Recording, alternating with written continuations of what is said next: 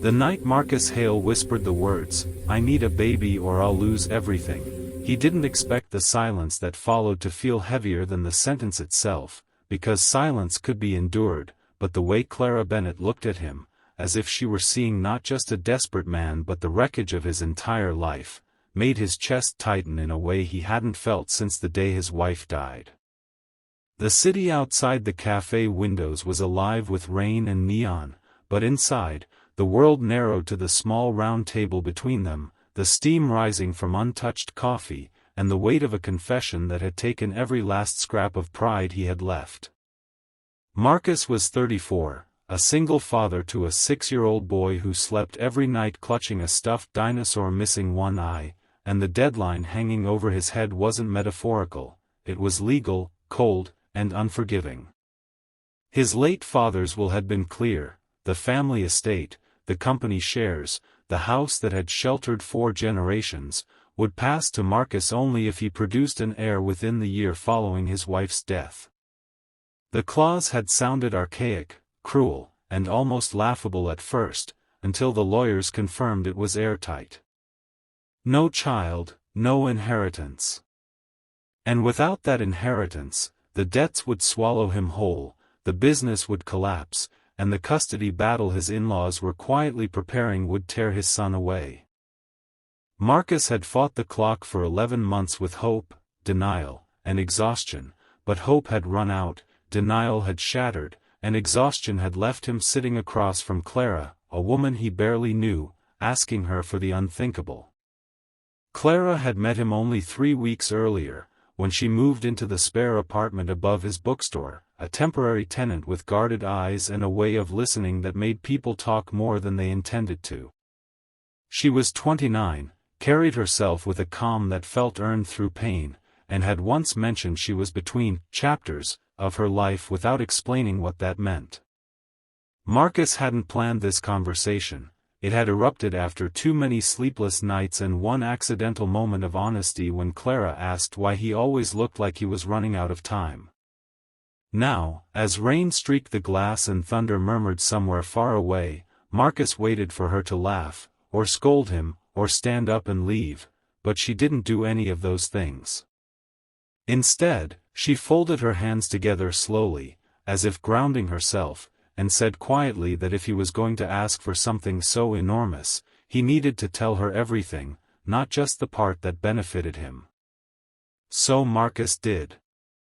He talked about losing his wife in a car accident on a night that still replayed in his dreams, about the way his son had stopped asking when mommy was coming home and instead asked if daddy was going to disappear too, about the will his father had written decades earlier when legacy mattered more than mercy, and about the threat of his wife's parents, wealthy and furious, who believed Marcus's grief made him unfit to raise their grandson.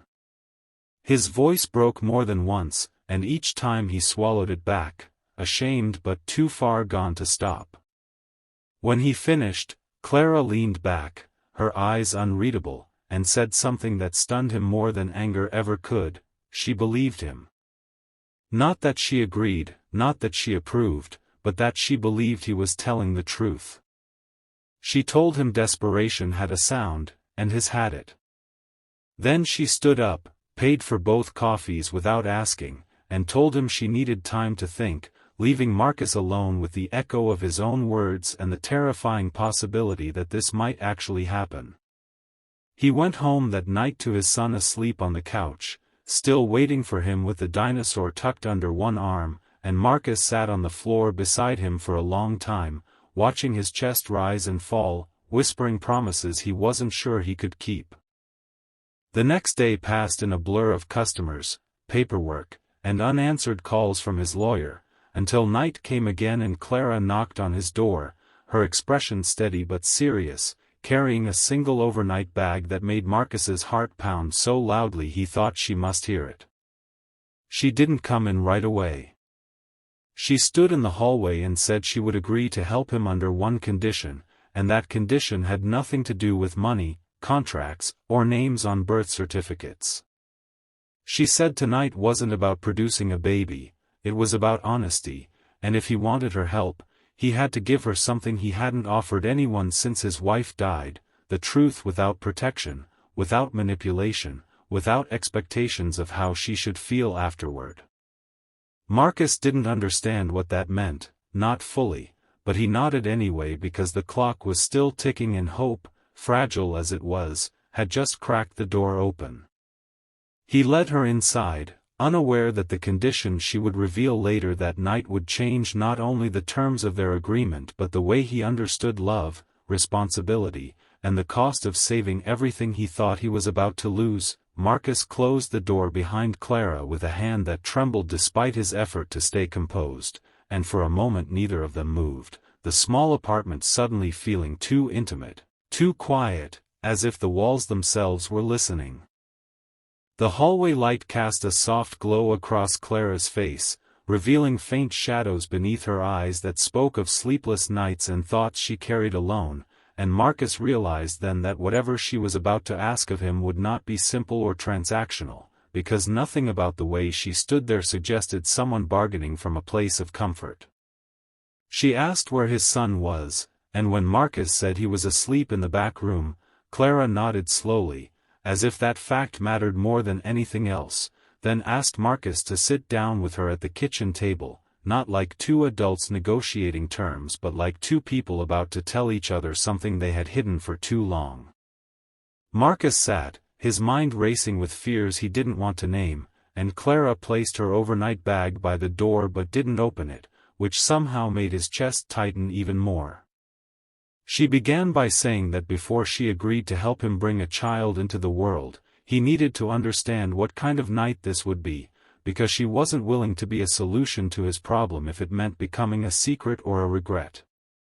She said she had once been someone's answer to desperation before, and it had nearly destroyed her, and Marcus watched her fingers curl slightly against the table as she spoke, as if the memory still lived in her muscles.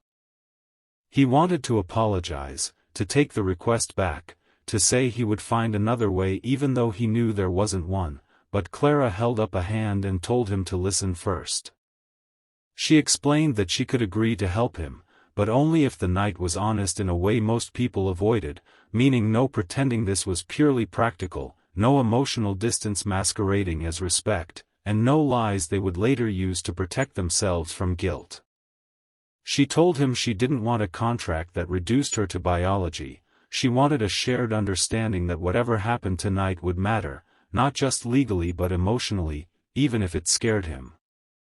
Marcus felt panic rise in his throat because he had prepared himself for paperwork, lawyers, awkward explanations, but not for vulnerability, not for being asked to open the part of himself he had locked away since his wife's funeral. He told her he didn't know if he could do that, not because he didn't want to but because grief had hollowed him out, and Clara surprised him by saying that emptiness was exactly why she trusted him more than someone who claimed to have everything figured out. She confessed then that she had lost a child once, years ago, not to death but to a choice she had been pressured into making, a choice framed as responsibility but delivered as erasure, and that the night it happened, she had promised herself she would never again be part of a lie that made life feel disposable. Marcus listened, stunned, realizing the condition she was describing wasn't about rules, it was about meaning. She said if she helped him conceive a child, she needed to know that child would never be treated as a loophole, a means to secure money or silence enemies, but as a human being whose existence was honored from the very beginning. Marcus felt shame burn through him because part of him had indeed seen the baby as salvation, a key to unlock doors that were closing too fast, and he admitted it in a voice barely louder than a whisper.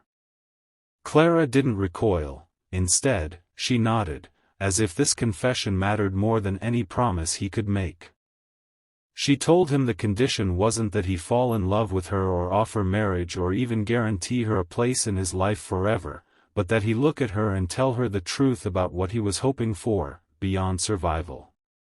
Marcus stared at the table, then at the doorway to his son's room, and something inside him cracked open as he said he hoped for peace, for a future where his child didn't grow up watching his father drown under pressure, and for a chance, however small, to stop living like every decision was a countdown to disaster.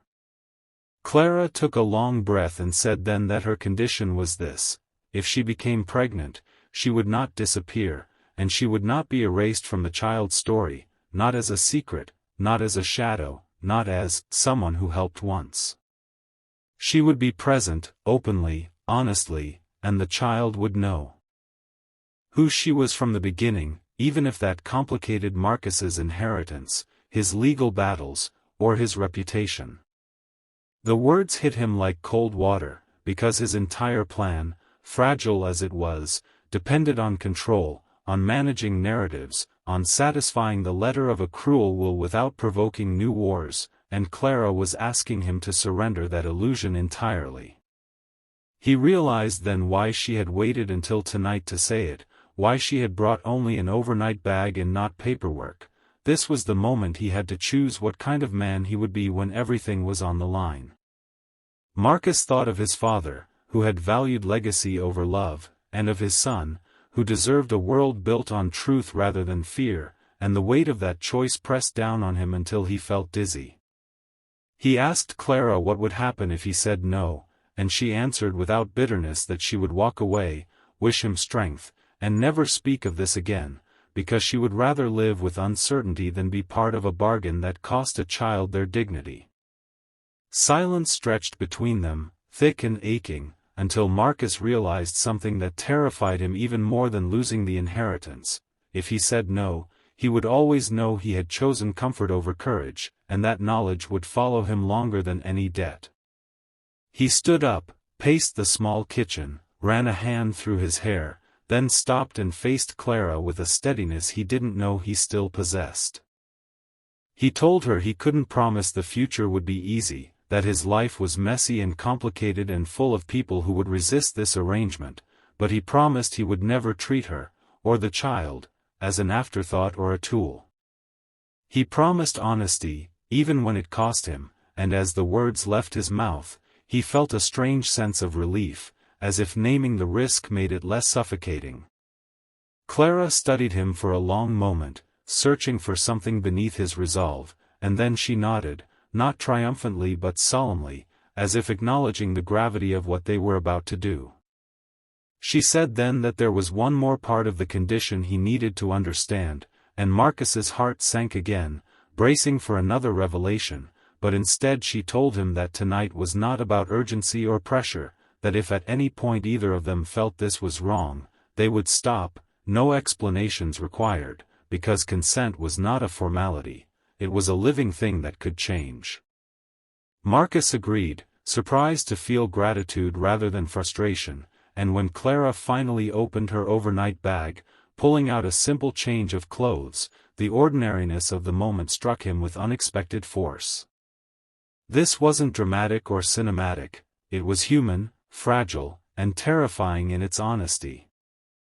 As they moved through the night slowly, talking more than touching at first, Marcus found himself telling Clara stories he hadn't shared in years, about how his wife used to dance in the kitchen while cooking, about the first time his son called him daddy, about the fear that woke him every morning before dawn, and Clara listened without trying to fix anything, offering her own truths in return, about the life she thought she would have, about the strength she learned after losing it, about why she refused to be invisible ever again. By the time they finally lay down, the weight between them had shifted, no longer just desperation but something quieter and deeper, a shared understanding that whatever happened next would leave a mark on both of them. Marcus stared at the ceiling as sleep finally crept in, aware that the condition Clara had set wasn't just about tonight, it was about a future that would demand more honesty than he had ever given, and as he drifted off, he realized the stunning truth he hadn't expected to face. Saving everything he loved might require him to lose the illusion of control he had been clinging to all along.